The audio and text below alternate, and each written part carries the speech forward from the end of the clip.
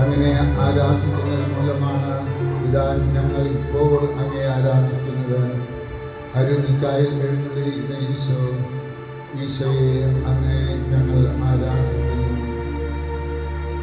അങ്ങ് ഇന്നലെയും ഇന്നും നാളെയും ഉള്ളവനാണ്, എന്നും ജീവിക്കുന്നവനാണ്.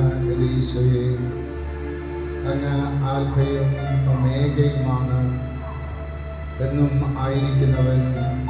എന്തിനാണ് അങ്ങ് എന്നും ആയിരിക്കുന്നവനായി അൾത്താരയിൽ ദിവ്യ ഹോസ്റ്റിയുടെ ദിവ്യ അപ്പത്തിൻ്റെ രൂപത്തിൽ ഞങ്ങൾക്ക് വേണ്ടിയിട്ട് എഴുന്നള്ളിയിരിക്കുന്നത്?